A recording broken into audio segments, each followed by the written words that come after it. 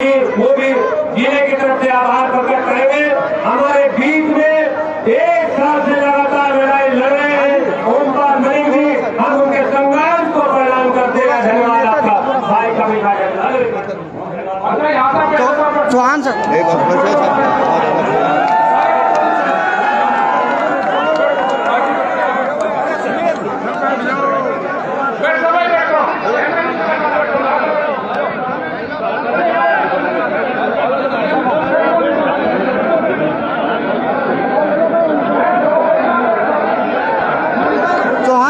पकड़ लियो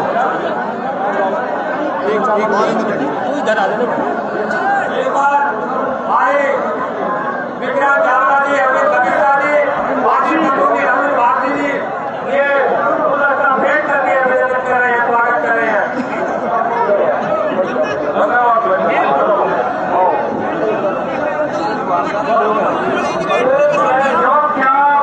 पहले मंच पर तो बैठा दो एक बार भाई मंच पे नहीं बैठे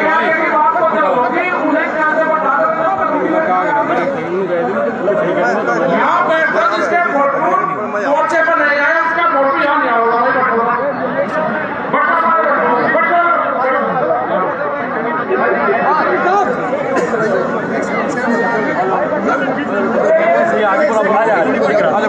आशीर्वाद दे दो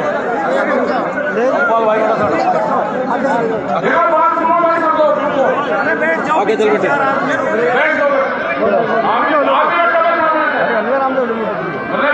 कपिल भाई एक मिनट पीछे एक मिनट यहाँ खड़ी खड़ी होगी बोलती है यार क्यों करे खड़ी से यहाँ बैठ जाएगी खड़ी हो करे भाई ये तो बैठो है नीचे जाओ। ये कोई राजनीति में ठीक हो जाती है ना, इसमें को यहाँ को कहने लगती, फिर वहाँ को कहने लगती, फिर वहाँ लगती और कुर्सी बिछा के से बंदोकुई के खेत पर उनको पब्लिक दिखाते थे। हमारे बड़े ऐसे भीड़ में बैठ जाए सारे के सारे वे एक एक काम से हमारे बड़े चार केस दिखाओगे गाड़ियाँ तो काम की बात सुन लो। सभी का धन्यवाद, जय हिंद जय भारत। इसके साथ में शुरुआत करते हैं। ये जो दिल्ली के जो मामले हुए और 13 महीने दिल्ली में आंदोलन चला, उसमें सभी लोगों का देश का सहयोग मिला। उसमें सबसे बड़ा उस आंदोलन की खासियत थी कि जो हमारे पंजाब से लोग आए और जो पंजाब का जो सिस्टम देखा पंजाबियों का, अगर सिस्टम को अख्तियार कर रहे हैं तो देश में कोई आंदोलन चलाने में दिक्कत नहीं रहेगी। काम की सुनो बात, काम की इंदर भी सीख रहे हैं नहीं। इनके जो बापे थे भंडारे चलाने वाले लंदन, इस आंदोलन में सबसे पहले वे जम के बैठ गए और वे जब चलाते थे ना लंगर चलाने वाले लोग, वे मंच पे भी नहीं आते थे। हमारे वाले तो बैठ जाओ ना, रुक जाओ भाई, बात सुन लो, जो तुम खड़े बात सुन लो। हमारे वालों तो राय क्या है कि मंच पे पहले रहेंगे, काम कम करेंगे, ये राय है। लेकिन चलो जो कुछ है ठीक है, कर लेंगे, सुधरते सुधरेंगे। 13 महीने में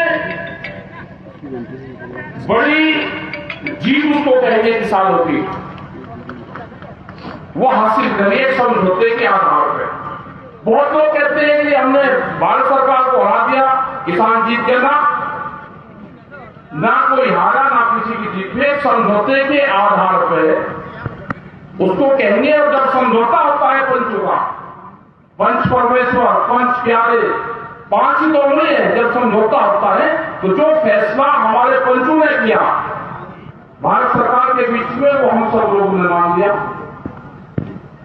बड़ा सहयोग वहां पे उन मेडिकल के डॉक्टरों का रहा जिनने 24 घंटे दवाइयां वहां पर बीमार हो चुकी। जो वहां पर सफाई कर्मचारी थे उनका बड़ा योगदान रहा कि कोई नहीं निकलता था और सफाई कर्मचारी पूरे उनकी सफाइयां करते थे। बड़ा योगदान यहाँ के भंडारों का रहा। हर गांव से जो अनाज, सिस्टम, दाल, लस्सियां जाती थी, सब गांव से गया। कोई उसमें भेदभाव नहीं था। किसी ने ये नहीं कहा कि आपका हिंदू या मुसलमान या सिख के किसी के घर से गया। आपके में किसी के कोई जाति धर्म नहीं है, वहां नहीं कहा किसी ने, लेकिन वहां सबने काम किया। यहां से पूरा इस क्षेत्र से भी, पूरा शामली क्षेत्र से बहुत गांव से यहां से सामान वहां पे गए लोग रहे। वो आंदोलन जब पूर्ण हुआ, जब मीडिया के लोगों ने आपको 24 घंटे आपको दिखाया, वो प्रिंट मीडिया हो, इलेक्ट्रॉनिक मीडिया हो, वो हमारे सोशल मीडिया के बच्चे हो, उन्हें उस आंदोलन को सीखने के हिसाब से ट्रेनिंग वहां से ली। और जिन बच्चों ने पूरा लगन से वहां पे काम करा, वे आने वाले टाइम पे बड़े बड़े एंकर और चैनल में खोलेंगे, जिन्होंने वहां पे काम कर किया। बहुत लोग कहते हैं कि 13 महीने रहे वहां पे, कष्ट ले लिया। जब ट्रेनिंग होती है तो ट्रेनिंग में तो कष्ट होते हैं। वहां किसानों की आंदोलन की ट्रेनिंग थी 12 महीने, 13 महीने। वह पूरी ट्रेनिंग इस देश के किसान ने ली, इस देश के नौजवान ने वहां पर दी कि हर मौसम में किस तरह से अपने घर से बाहर कैसे अपने बांस के झोपड़ी बना के हमको रहना है। और आज उसका एहसास होता है कि जिस किसान ने वहां पे बांस की झोपड़ी बनाई, जब उस झोपड़ी को हटाता है तो उसको दर्द हुआ। जब आंदोलन खत्म होता है तो 1 दिन में खत्म हो जाना चाहिए। जब कोई पॉलिटिकल मीटिंग होती है तो 3 बजे लोग चलने लगते हैं, लेकिन वो दुनिया का एक पहला इस तरह का आंदोलन है कि आंदोलन की समाप्ति तो 19 तारीख को होगी थी, जब प्रधानमंत्री जी ने एक बड़ी घोषणा की, लेकिन उसके बाद में भी लोग गए नहीं। और जब वहां समझौता हो गया 9 तारीख में, उसके बाद में भी वहां पे भीड़ बढ़ना शुरू हुई। और बहुत लोगों को कहने के बाद में वे कल 11 और 12 तारीख में आज लोग वहां से निकलना शुरू हो रहे हैं। उनको दर्द एक चीज का रहेगा हमेशा कि जहां पे हम एक साथ रहे, जिस गांव में हम एक साथ रहे, उस गांव की हमेशा याद आएगी। वो आंदोलन के गांव, वे विचारधारा से अलग अलग भाषाओं के लोग, मैं उनको दोबारा कहा मिलेंगे। लेकिन खुशी इस बात की है कि 1 साल की उनकी ट्रेनिंग पूरी हुई है। जिन लोगों ने उसमें 25 से 30-40 लाख लोगों ने वहां पर हिस्सा लिया होगा आंदोलनों में, जो फिजिकल रूप से वहां पे आए होंगे आंदोलन में, क्योंकि 25 लाख के आसपास तो 26 जनवरी में थे, 4 लाख ट्रैक्टर फील्ड साइज में। तो हर रोज जो आदान प्रदान हुआ तो बहुत बड़ी संख्या में आदान प्रदान हुआ। वे वैचारिक रूप से बहुत लोग जुड़े जो वहां तक आ नहीं सकते थे। और ये वैचारिक क्रांति थी, ये पूरी हिंदुस्तान में गई। इस वैचारिक क्रांति से जो भी बच्चे जुड़े, जो भी नौजवान जुड़े, वे बेरोजगार युवा जुड़े, उनको एक ट्रेनिंग स्थल वहां पर था। वे बड़ी सोच लेकर वहां पे सरकार 13 महीने बाद में मानी तो 13 महीने बाद भी वे गए। भारत सरकार से हमारा यह है कि जो समझौता हुआ उस समझौते पे काम करें। एमएसपी का इशू चला है पूरे देश भर में। अब एमएसपी को पत्रकार जान गए, एमएसपी को गांव का किसान जान गया, जो अपने खेत में फसलें बोता है उसको एमएसपी का पता चल गया। एमएसपी सरकार को नहीं देनी, ये गलत फहमी है जो सर बताते हैं कि एमएसपी सरकार को देनी है। अब आप समझना, करीब 12 लाख करोड़ रुपए की एमएसपी की फसलें देश में पैदा होती है। मोटी मोटी सी रफली सी बता देंगे, आपको सब कुछ समझ में आ जाएगा 1 मिनट में। ये एमएसपी है क्या और एमएसपी भारत सरकार लागू क्यों नहीं करना चाहती। करीब करीब 12 लाख करोड़ रुपए की हम 23 फसलें एमएसपी पर तैयार करते हैं। उसको अगर हम 3 पार्ट में बांटे तो 4 लाख करोड़ रुपए की फसलें हम अपने घर में कंज्यूम करते हैं। उसको हम खाने के लिए रखते हैं, अपने पशुओं के लिए रखते हैं, अपने बीज के लिए रखते हैं, और कुछ वो खाद हो जाता है। तो एक औसत सा मान लेंगे 4 लाख की हमने खबरदार को बच के 8 लाख करोड़ रुपया, 4 लाख करोड़ रुपए की हम फसलें ये मान लेते हैं कि उसकी एमएसपी पे खरीद होती है, वो कम की हो सकता है। भारत सरकार उसका पैसा देती है कि हमने 4 लाख करोड़ रुपए की फसलें किसानों से खरीद दी। अब घटना कहां पे है? 2.5 लाख करोड़ रुपया तो सीधा किसान के आ जाएगा और 1.5 लाख करोड़ रुपया जाएगा व्यापारी की जेब में, जो सस्ते में आपसे खरीद के और एमएसपी के दाम पे भारत सरकार को बेचते हैं। तो 1.5 लाख करोड़ रुपया तो आएगा वहां से, सरकार ने को नहीं लेना उसमें। अगर गारंटी कानून बन जाएगा तो 4 लाख करोड़ रुपए की जो खरीद होगी वो सीधी किसान से होगी, व्यापारी उससे नीचे पे खरीद नहीं कर पाएगा।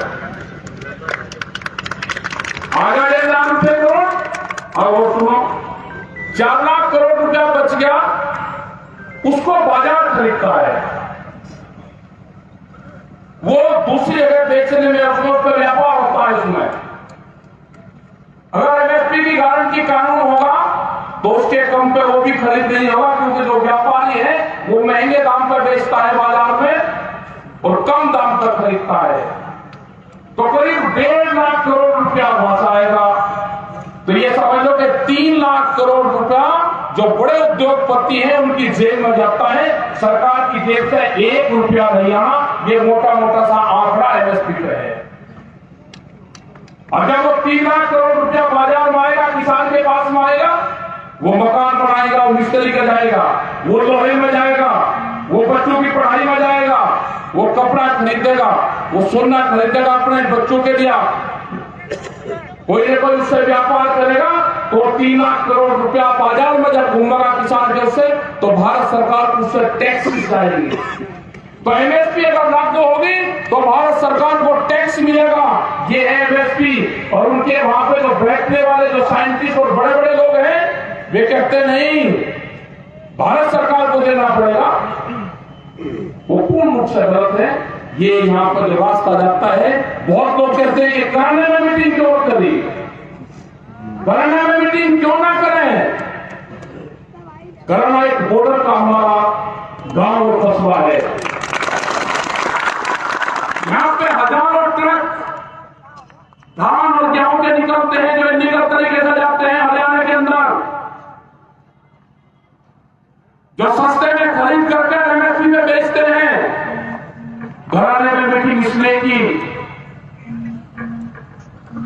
कि ना जाए व्यापारी का माल, ना जाए वहां पे। हम अपना 50 क्विंटल धान नहीं बेच सकते, व्यापारी 25 से 30 हजार क्विंटल फसलें बेचता है।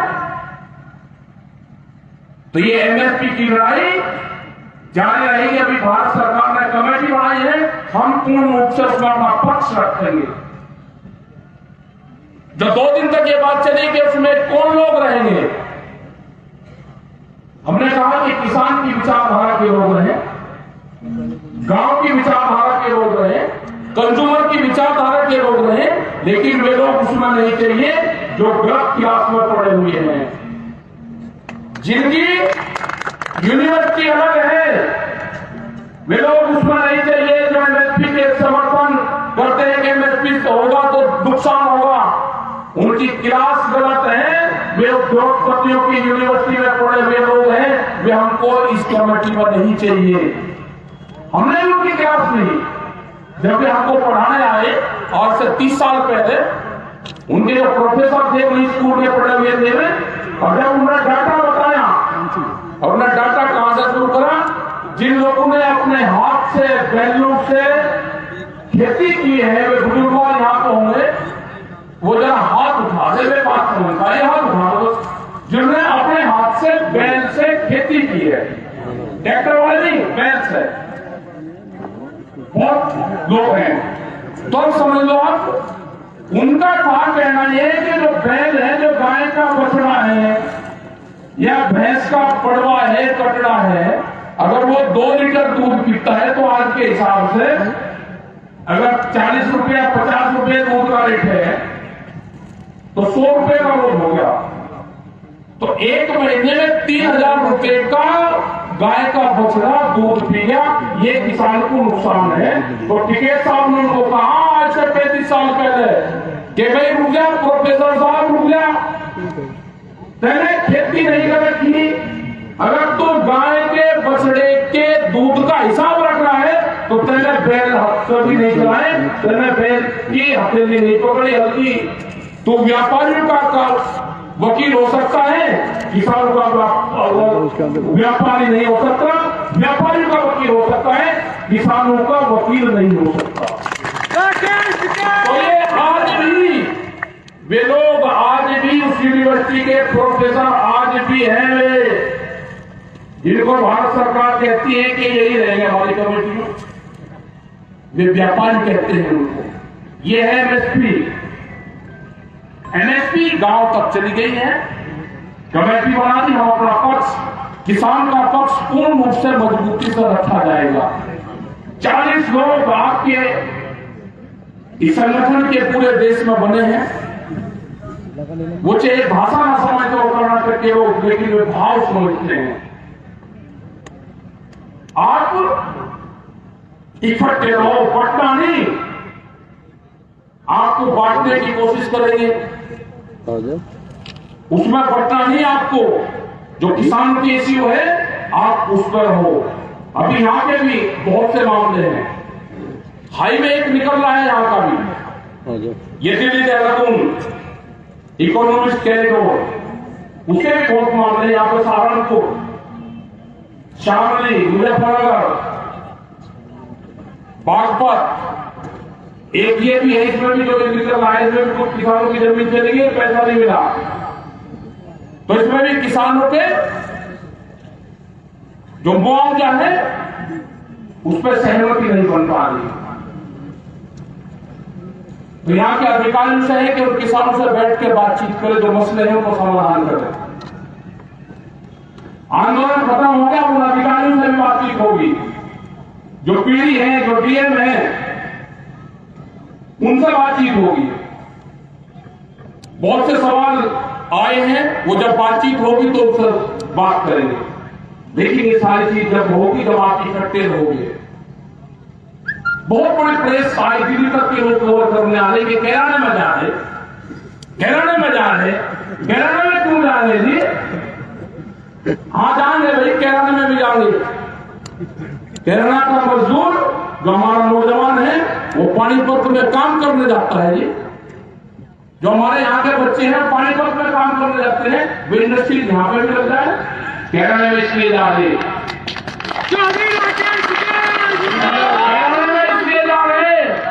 कि जो यहाँ पे बिजली के खंभे दिखते हैं, अगर ये खंभा उत्तर प्रदेश की जमीन पे है तो किसान को 175 रुपए हाफ पावर बिजली का बिल देना पड़ता है, और अगर यही जमुना के पार होंगे तो इसको 35 रुपए हाफ पावर देना पड़ता है। कैराना में जाएंगे, उत्तर प्रदेश सरकार को बताएंगे कि बिजली के रेट हरियाणा के बराबर करो,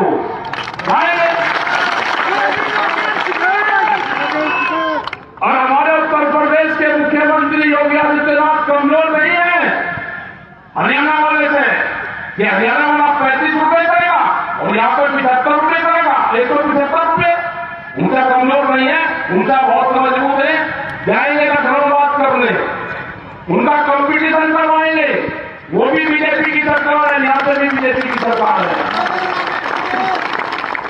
करेंगे, गन्ने का भाव वहां पे ज्यादा है, यहाँ पर कम है, करेंगे बात कराने में, पूरे प्रदेश में बात करेंगे, गन्ने की भाव की बात करेंगे, गन्ने का भुगतान नहीं है उसकी भी बात करेंगे, 4000 करोड़ रुपया बकाया है भी उसकी भी बात करेंगे, सब चीजों की बात होगी। कराने में सरकारी प्लान है, इसको प्लान कहें या प्लान कहें, प्लान के तहत प्लान हो रहा है, प्लान ये सरकारी है, इसके बहकावे में मत आना, कोई भी सुगुनी भेजना, अपने काम पे ध्यान दो, अपने रोजगार पे ध्यान दो, उस पर ध्यान दो। बहुत बड़ी संख्या में हर रोज यहां से आदान प्रदान हमारा पानीपत का है। बहुत से बच्चे वहां पे अपना काम करते हैं, उस पर ध्यान दो। इन सियासी चालों में मत पड़ो। यहां पर मेल मिलाप है सबका, और वो मेल मिलाप भी रहेगा, इसलिए कराने में आएगा। खेती किसानी पे, गांव पे, गरीब पे, रोजगार पे, उस पे ध्यान दो। भारत सरकार से एक समझौता हुआ है, हमने बताया, वो समझौता भारत सरकार लागू करे। उत्तर प्रदेश और हरियाणा की सरकार के वहां के मुख्यमंत्री से बात करेंगे। जो किसान के ऊपर मुकदमे दर्ज है, करीब 50,000 से ज्यादा मुकदमे हरियाणा में दर्ज है, और 25-30 हजार लोग पे हमारे पे उत्तर प्रदेश में भी दर्ज है, जिनके पास में नोटिस गया। अगर कोई ट्रैक्टर वहां पर लेकर चला गया तो उसके पास में नोटिस आएगा, तो वो भी बात करेंगे। वे 10 साल पुराने ट्रैक्टरों की भी बात करेंगे हम सरकार से। वे 10 साल पुराने ट्रैक्टर में थे कि जो एनजीटी के नाम पे बंद करने का प्लान है, क्या कोई किसान जिंदा बच जाएगा कि 10 साल में अपना ट्रैक्टर बदल देगा? कोई रेते में चलाता होगा या कोई किराया भाड़ा करता होगा तो बदल सकता है, लेकिन किसान नहीं बदल सकता। पंपिंग सेट, जनरेटर 10 साल में बदले जाएंगे। हमने कहा कि 10 साल में तो नहीं बदले जाएंगे। हम ये ट्रैक्टर आपको दिल्ली की चमचमाती सड़कों पर चला कर दिखाएंगे। हमने मगर भाई 26 तारीख की परेड थी, पिछले साल उसमें दिखा दो तो 4 लाख ट्रैक्टर वहां पर कह रहे थे आपने तो दिल्ली की सड़कों को खराब कर दिया, ट्रैक्टर चला दिए। अरे हम तो वही चला कर दिखा रहे थे। वे ट्रैक्टर के 10 साल पुराना ट्रैक्टर चल जा एजुकेशन लगाते रहे, लेकिन बड़ी हिम्मत है। एजुकेशन बहुत तरह के चले थे, हमने भी सब खत्म करते, कोई बात नहीं भाई, जब लड़ाई भिड़ाई होते एक दूसरे को कहीं करे। हमने मान लिए अपना सरकार अपना काम करे, उसके पास में मौका है काम करने का। यहाँ पर इलेक्शन की भी बात होता है, सारे प्रेस करो इलेक्शन में क्या होंगे। अरे अभी भाई जो सरकार है वो 5 साल में एक दिन खिले हैं, 2-1 महीने के लिए। अब सरकार खिली है और दान पुण्य करेगी, और गांव में लोगों की कहावत है जो कुछ सरकार ने दिया तेज खुलने लगे। अभी चुनाव आचार संहिता तक जिस भी स्टेट में चुनाव है वे योजनाएं बनाए, दे कुछ ना कुछ, घटावे बिजली का रेट, बढ़ावे करने का रेट, करवाए भुगतान, आलू का, बाजरे का, सब किसान दुखी हो रहा है। उसको करें 2 महीने काम करने का, और नहीं तो भाई ये किसान फिर अपना जनता अपना सोच लेगी। अगर आप ठीक काम करोगे ये वोट आपको दे देंगे, आप नहीं करेंगे किसी और को दे देंगे। वोट को जबरदस्ती किसी से नहीं बोल सकता। वोट तो विचारधारा की है, आप अपनी विचारधारा ठीक कर लो तो ये आपको दे देंगे, आपकी नहीं होगी तो किसी और को दे देंगे। हमारे हाथ में कुछ नहीं है, हम तो आपकी योजनाएं आपके काम बताएंगे, ठीक है भाई।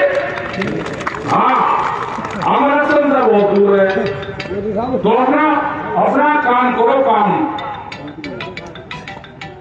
5 बजे का 6 बजे का हमारा प्रोग्राम चंडीगढ़ में है, बहुत संख्या में लोग आए, ठीक है, बहुत संख्या में लोग आए। अपना भाई धन्यवाद, इस नौजवान का भी धन्यवाद, और सभी का धन्यवाद जिसने मेरे अपने बच्चे भाई पढ़ाई पर भी ध्यान रखो। जय हिंद और जय भारत। और जो